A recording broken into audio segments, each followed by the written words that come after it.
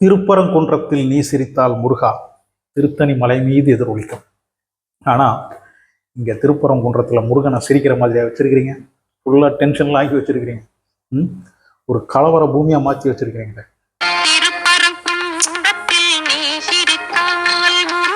திருப்பரங்குன்றத்தில் இருக்கிற முருகன் டென்ஷன் ஆகிறதுக்கு காரணம் என்ன? இந்து முன்னணியின் ஜெனரல் செக்ரட்டரி ராமர் ரவிக்குமார், இவருக்கு யாரோ சொன்னாங்களா இல்லைன்னா இவரே கண்டுபிடிச்சாரான்னு தெரியல. திருப்பரங்குன்றத்துக்கு மலை மேலே இருக்கிற அந்த கல், தீபக்கல் ஒன்று இருக்குது. அந்த கல்லில் தான் பல வருஷத்துக்கு முன்னாடி தீபம் ஏற்றிக்கிட்டு இருந்தாங்க. ஆனால் பக்கத்தில் இந்த சிக்கந்தர் தர்கா வந்ததுக்கு அப்புறம் தான் அந்த தீபத்தை உச்சி பிள்ளையார் கோயிலில் இருக்கிற தீப மண்டபத்தில் ஏற்ற ஆரம்பித்தாங்க.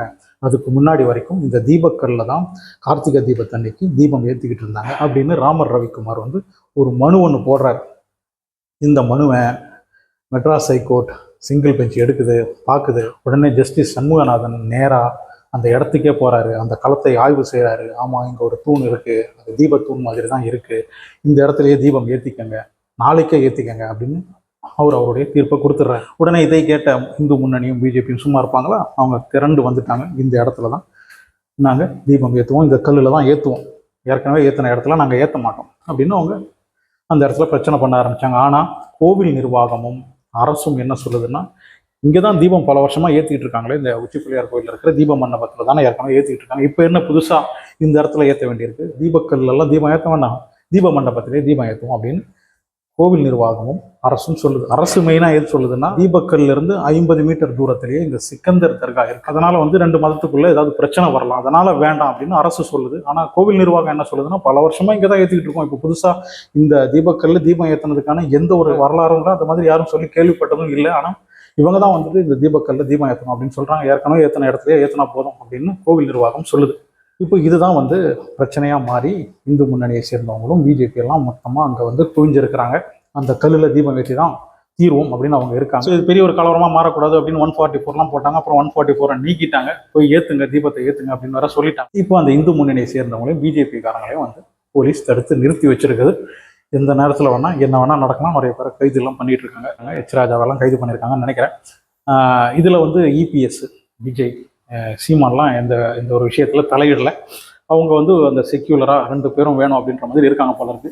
ஆனால் நம்ம பிஜேபிக்கும் இந்து முன்னணிக்கும் இதுதான் அவங்களுடைய ஓட் பேங்கே இங்கே தான் இருக்குது. இங்கே தான் இந்த பிரச்சனையில் தான் அவங்களுடைய ஓட்டை. ஸோ இதை அவங்க கண்டிப்பாக கைவிட மாட்டாங்க. இந்த ஒரு பிரச்சனையை பிஜேபி சும்மா விட மாட்டாங்க அப்படின்றதுக்கு சின்ன ஒரு உதாரணம் என்ன அப்படின்னா, அங்கே வந்திருந்தாங்க இல்லையா, அந்த தீபக்கல்ல தான் தீபம் ஏற்றணும் அப்படின்னு சொல்லிட்டு வந்திருந்த பக்தர்கள் இருக்காங்க இல்லையா, அதில் நிறைய பேர் முருகனை பற்றின கோஷம் எழுப்பாம பாரத் மாதா கே ஜெய், பாரத் மாதா கே ஜெய் அப்படின்னு கோஷம் எழுப்பிட்டு இருந்தாங்க. அதுலேருந்து ஒரு விஷயம் புரியுதா உங்களுக்கு?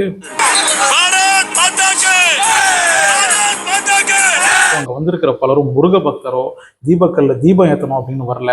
வந்திருக்கிறவங்கெல்லாம் இந்த ஒரு பிரச்சனையை வச்சுக்கிட்டு 2026 பிஜேபி கூட்டணி ஆட்சிக்கு வரணும் அப்படின்ற ஒரு முடிவோட வந்திருக்கிறவங்க தான் அதிகமாக இருக்கிறாங்க அப்படின்றது இதுலேருந்து நம்ம புரிஞ்சுக்கலாம். பிஜேபி இந்த பிரச்சனையை கண்டிப்பாக கைவிடாது. ஏன்னா அவங்க ஒரு விஷயத்தை முடிவு பண்ணிட்டாங்க அப்படின்னா, அது மகாராஷ்டிராவாக இருந்தாலும் சரி, பீகாராக இருந்தாலும் சரி, அவங்க அதை செஞ்சு சாதிச்சு காட்டிடுவாங்க. இந்த இடத்துலையும் கண்டிப்பாக அவங்க என்ன நினைக்கிறாங்களோ அதை செஞ்சுருவாங்க.